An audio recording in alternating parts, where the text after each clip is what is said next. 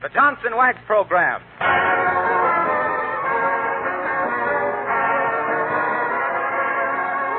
The makers of Johnson's Wax and Johnson's Self-Polishing Glow Coat present Marian and Jim Jordan as Fibber McGee and Molly with Donald Novis, the Four Notes, and Billy Mills Orchestra. The show opens with Of Thee I Sing.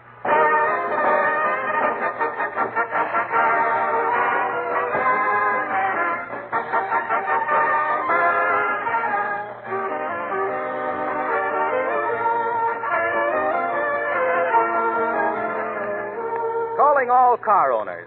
It's very important to you that you know about Johnson's new double-action cleaner and wax polish for automobiles, Johnson's Carnu, C-A-R-N-U. Now, why is it important? Because Johnson's Carnu takes the work out of polishing automobiles, just as Johnson's self-polishing Glow Coat has taken the work out of polishing floors. Carnu does two things at once, both cleans and wax polishes your car in one easy operation. In the past, most people dreaded the job of cleaning and polishing their own cars. It was hard work, took a long time. Now, with the introduction of Johnson's Carnu, the time has been cut in half. Why, even the women are finding it easy with Carnu to give their cars a dazzling wax sheen. This remarkable double-action liquid polish dries quickly to a white powder. Wipe off the powder, and behold your car shining like a mirror. All the ugly film and stains have quickly vanished without hard rubbing. Why, your family will be amazed at the wonderful change that has come over the car in only an hour's time. Get a can of Johnson's Carnu before another day goes by. It's for sale at filling stations, auto supply stores, garages, and at your regular wax dealers. Try Carnu on your own car, and then you'll understand why this new double-action cleaner and wax polish is creating a sensation.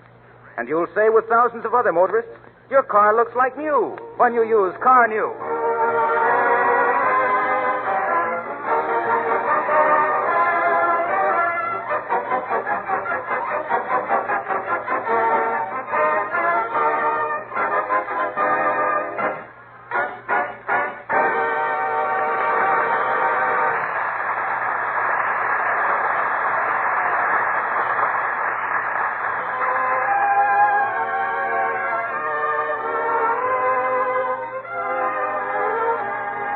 Are you in trouble?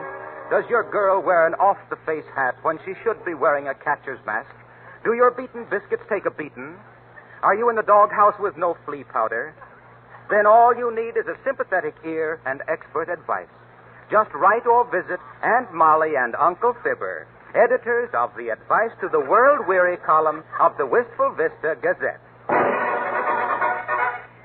What was that? A fanfare. How many fans have we got? Oh, several. Well, that's fair.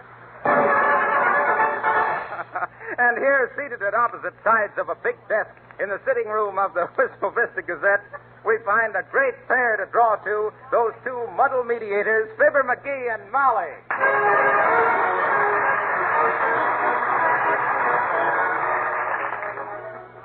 McGee, what do we know about Advice to the World-Weary? Oh, don't worry. What are we sitting in the sitting room for? All we got to do is sit here and look wise. You ever notice the expression on a stuffed owl? Yes, but it didn't mean a thing. What's it mean? It wasn't smart enough to keep from getting stuffed. Well, shucks, I always said. Advice to the World-Weary, Aunt Molly speaking. What was your trouble, sir? Oh, I see. No, I wouldn't actually forbid her to get her face lifted. Just tell her about the lady who was so full of paraffin that when her wandering boy didn't come home, she got lipped and sat on the windowsill. Don't mention it. Goodbye. Got lipped and sat on the windowsill. Was that an actual case, Molly? Well, who cares? As the three-cornered pan said to the kid, don't pin me down. That's an interesting point right there, Molly. How can you expect a peaceful life when you get mixed up in a triangle the first time you get dressed? Say, buddy, the advertising manager is worried. He says all the dames is wearing trousers and they can't sell any dresses. Why, of course they can't, Bud. This is the slack season. Oh, I'm sorry. Well, that reminds me, Molly. Buzz for the stenographer, will you? That second button there. Heavenly days, you call that a buzzer? No, but it's more efficient. This gal used to work in a hash joint with curb service. Well, what kind of a darn fool idea have you got now? Listen, sis, a little more respect when you speak to me. Yes, sir. What kind of a darn fool idea have you got now, sir? That's better. Oh, much better. Do you always smoke in the office, dearie? Yeah. My folks object to my smoking at home. Stand up, will you, Chief? I want to strike a match on your pants. Huh? Oh, sure. Ow, not so hard. Say, listen, sis, I'm drawing a map for my business column showing the shipping centers of the world, and I need some more ink. More ink? Why, you've got 8 different kinds right there in front of you. I know, but I'm ready to put in Bombay, and I ain't got any India ink. Oh. Oh, dear. Run out and get some, will you, sis? Okay, Chief. Say, can I have tomorrow off? What for? We're giving my sister a shower. Oh, is she getting married? No, she just needs a bath. Well, I predict great things for that girl, and none of them good. Just the same, Molly, that's what makes this job interesting. Meeting all kinds of people and hearing all their troubles. Well, it's no novelty to me. Bringing me troubles is like telling Earl Sandy if he's a good boy, he can ride on the pony.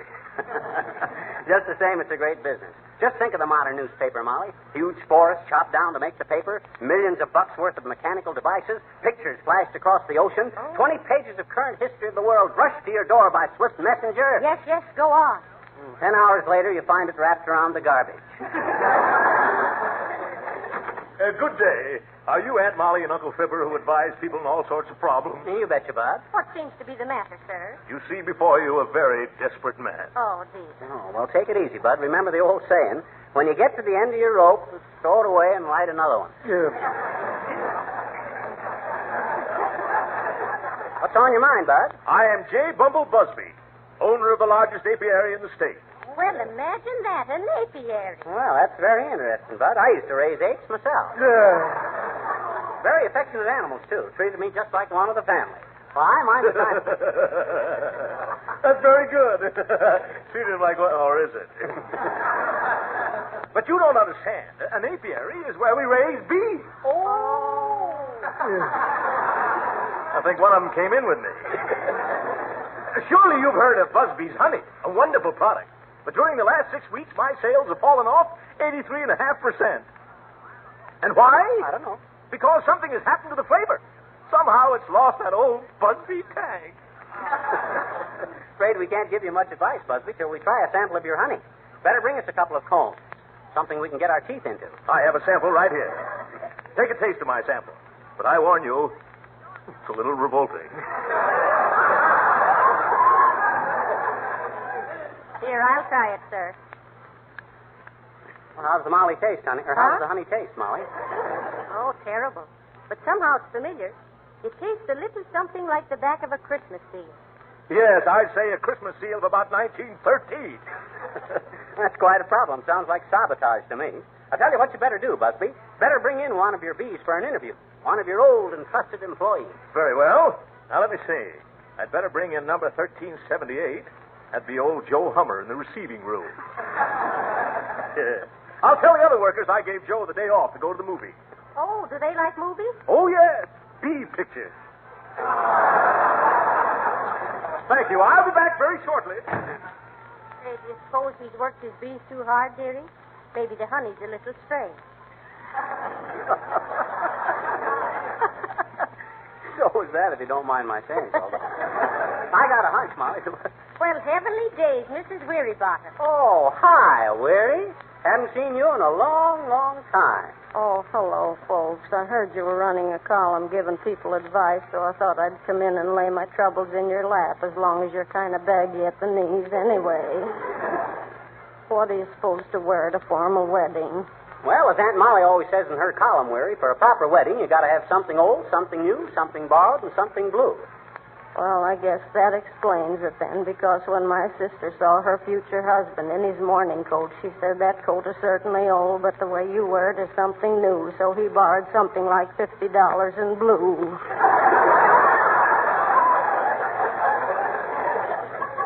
Say, do you mind if I step out on the fire escape for a breath of air? Oh, I wouldn't do that if I was you, Weary. You see...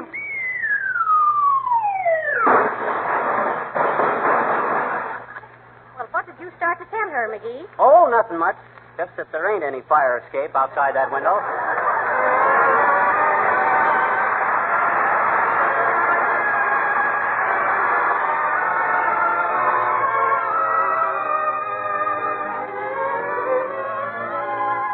I never knew heaven could be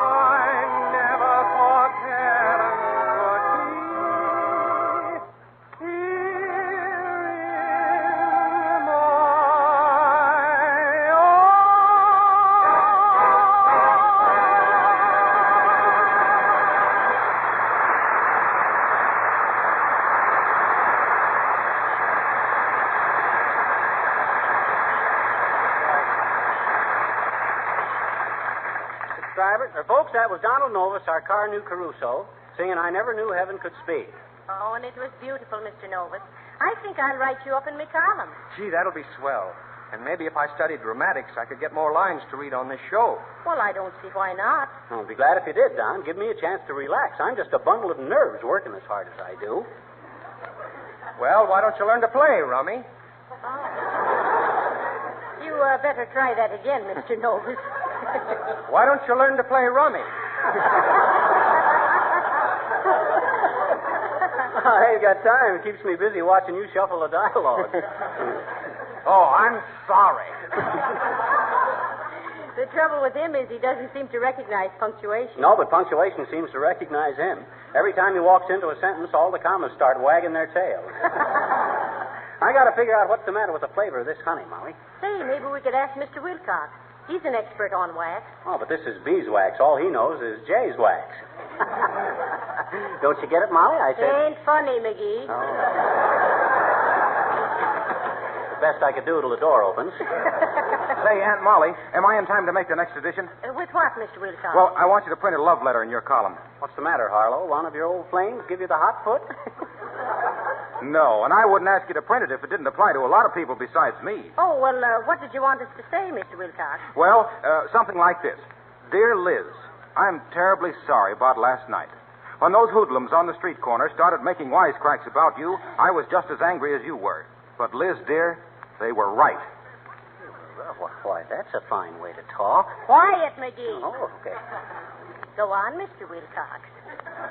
Well, after I'd taken you home, Liz, I realized I was a little ashamed of you myself. You did look dowdy. That old coat of yours looked like it had never been cleaned. But everything's all right now, Liz. I got some Johnson's Car New. That marvelous new preparation that cleans and polishes at the same time. Try it tonight, Liz, after you've had your bath. Rub it all over you. Heavenly day. And wipe it off with a soft cloth. And, baby, will you look gorgeous. It's wonderful stuff, Liz. But the best is none too good for a beautiful chassis like yours. Oh, sure. Now, let the boys on the corner crank wise. We'll show 'em what we Liz. Off with the old love. On with the Car New. Just sign that H.W., Aunt Molly. Well, now, I don't know, Mr. Wilcox. That's a pretty bold way to write to a girl in a newspaper column. Who is this girl, Liz, Harlow? As if we didn't know. Oh. It isn't a girl, it's my old second-hand Lizzie. And is she going to be beautiful tonight? Coming, Liz. So long, folks.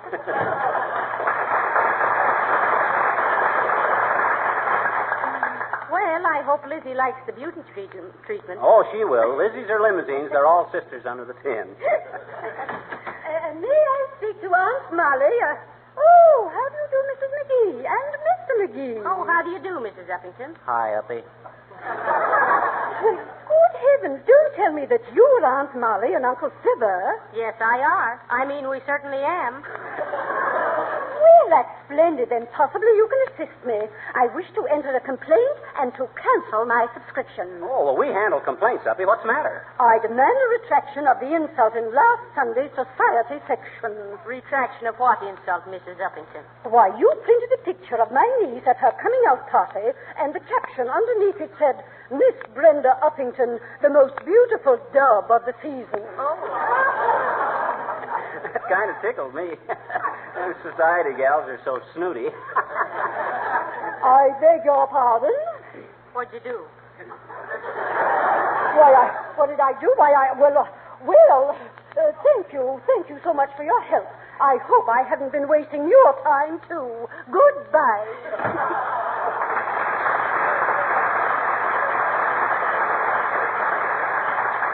I wonder what she meant by that wasting our time, too. I wouldn't know. Oh, look, McGee, here's an interesting letter. It's from an explorer. An explorer? What's he say? He's just discovered an island without a World's Fair on it. Hello there, Johnny. Hello, daughter. Got an item for the paper. Who's in charge of the cute cracks from Cunning Kitty's column?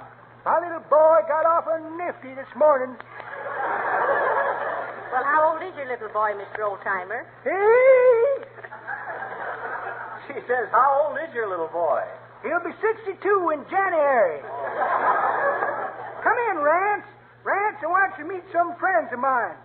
Folks, my little boy, Red.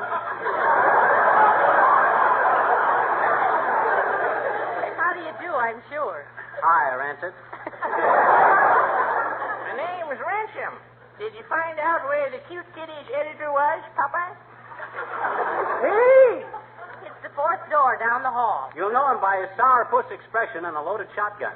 Run along and see him, Rance. I'll be there in a minute. All right, Papa. Fine-looking boy, Mr. Oldtimer, and only 62. Has he got his permanent teeth yet? Nope. Get some tomorrow. Ransom's a good boy.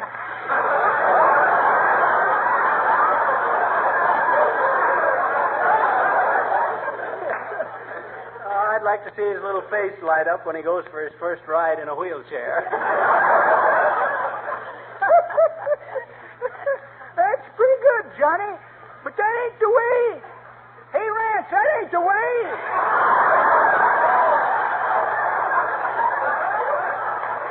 Rance, he said down the hall. Excuse me, folks, the kid's kind of fussed.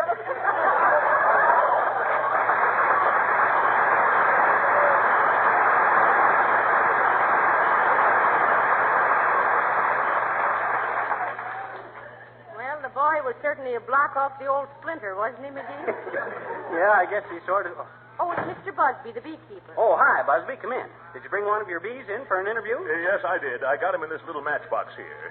Come on out, Joe. My, an intelligent-looking little fella, isn't he? Hi, Joe. You mind answering a few questions? That's the spirit. I'm trying to help your boss figure out why the honey you fellas make don't taste good. You got any ideas on the subject?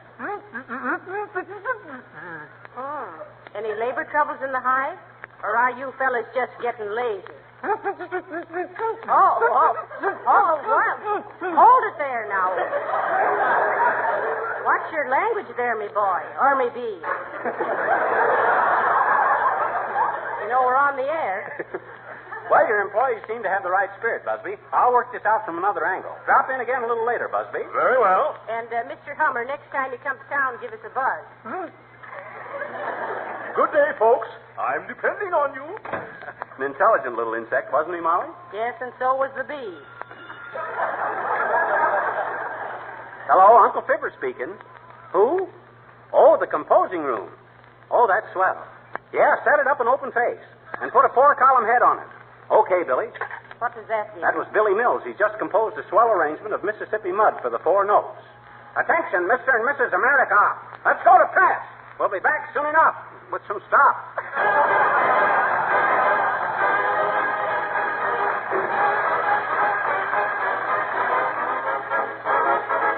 When the sun goes down, the tide goes out. Darkies gather round and they all begin to shout. Hey, hey, Uncle Dud, it's street speed, speed on the Mississippi Mud. It's street speed, speed on the Mississippi Mud. What a dance do they do? Lordy, how I'm telling you, they don't need no band. They keep time by clapping their hands. Just happy as a cow, doing their cut when the darkies beat the feet on the Mississippi Mud. Lordy, how they play it. Goodness, how they sway it. Uncle Joe, Uncle Jim, how they found that fire with Bigger and Bim. Joy, that music thrills me. Boy, it nearly kills me. What a show when they go. Say they beat it up, be the fast or slow. Sun goes down, tide goes out. Darkies gather round and they all begin to shout. Hey, hey, Uncle Dud, it's street to beach, beat on the Mississippi Mud. It's street to beach, beat on the Mississippi Mud. What a dance do they do? Lordy, how I'm telling you, they don't need no band. They can stand by clapping their hands. Just happy as a cow, chewing on her cut when the darkies beat the feet upon the Mississippi Mud. Sun goes down and the tide goes out and the darkies gather round and they all begin to shout. Whoa, hey, hey, hey. Uncle Dud, it's street speed, speed on the Mississippi Mud. It's street speed, speed on the Mississippi Mud. What a dance do they do? Lordy, how I'm telling you, they don't need no band. Just happy as a cow, chewing on a cut when the darkies beat the feet on the Mississippi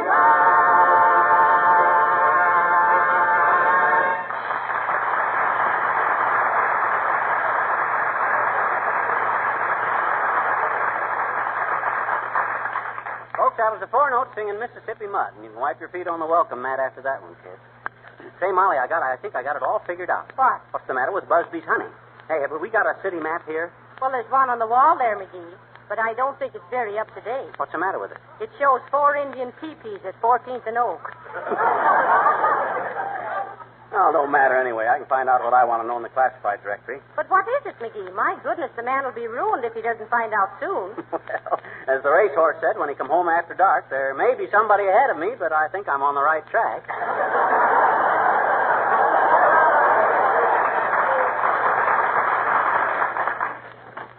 Ah, there, lowercase. Good day to you, my dear. Have a little personal item I'd like to run in your column concerning myself and a certain Abigail Uppington. What, Mrs. Uppington? None other, my dear, none other. Our engagement has been terminated. Our plans for the altar have been altered. And our turtle doves have turned turtle. Oh, yes.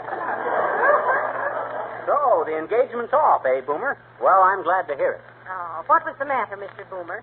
Were you incompatible? Slightly, yes. Slightly incompatible. But only up to the point where we hated the sight of each other.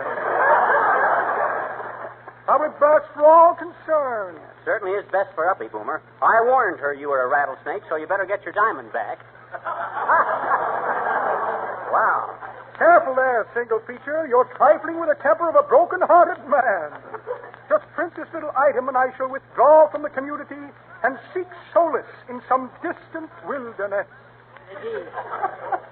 McGee, do you detect the delicate fragrance of banana oil? Place reach with it. Well, give me the item, Boomer, and I'll be glad to print it. Ah, yes, the item. Have it right here somewhere. I'll put that item. Item, diddum, item. Here's a postcard from the hostess of a party I attended recently. Said all the guests considered me quite a card. Or does that say cash? Bad light in here. Come on, Boomer, give us the item. We're awfully busy today. Quiet, by Cuthbert. Coming right up. Now let me see where I put that item. Here's the sheriff's badge. Took it off a sleeping deputy in Wyoming. Ah, yes, it was all quiet on his western front. Well, what's this? An invitation to share a rabbit dinner with an old friend. Must send my regrets. I'm in no mood to split hairs. Beautiful wristwatch I got from an intoxicated Italian. Odds Budkins, was that Venetian blind?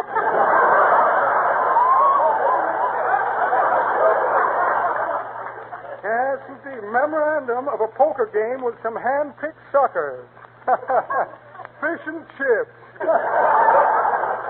Solid silver ashtray. Don't touch it, it's hot. A check for short beer. Well, imagine that. No item. Wonder what I could have done with it. I must have dropped it while I was having my picture taken. Better rush back to the police station, to the photographers, to see if I can find it. Good day, second drawer.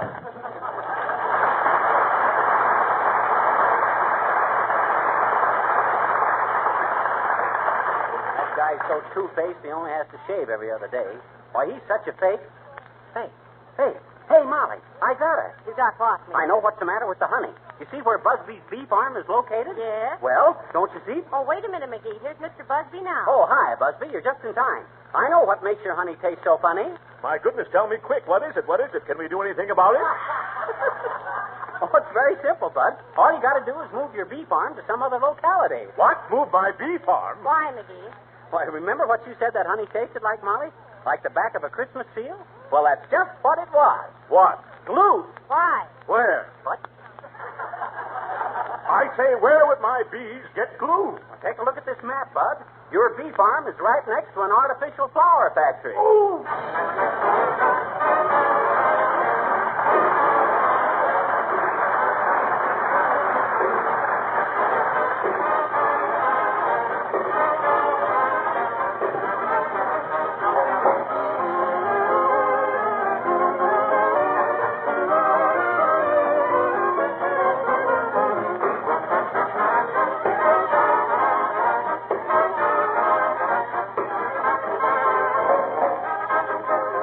Fibber and Molly will be back in just a moment. And now, may I say this?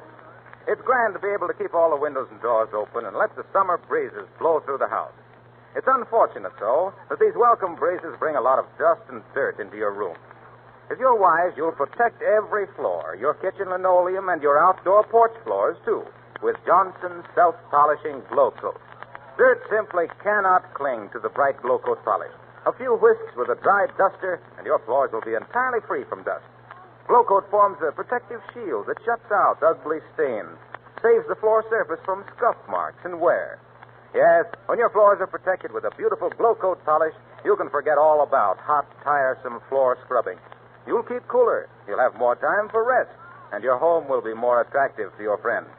Order Glow Coat tomorrow. GLO-COAT. Johnson's self-polishing Glow Coat. The dependable polish that never streaks or smears. The easy-to-use polish that shines without rubbing or buffing.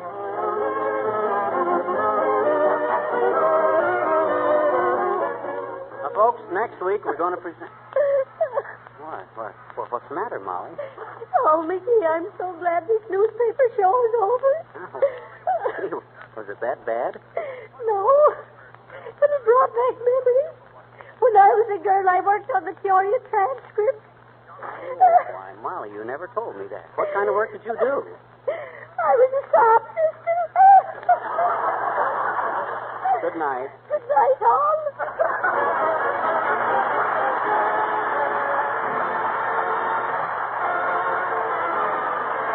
This is Harlow Wilcox, speaking for the makers of Johnson's Wax and Johnson's Self-Polishing Glow Coat at Racine, Wisconsin, inviting you to be with us again next Tuesday night. Good night.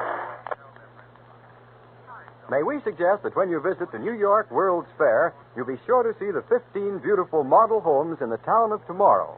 On all the floors and woodwork of these homes, Johnson's wax polishes are used exclusively. Of the icing is from the show of the same name, I Never Knew Heaven Could Speak is from Rose of Washington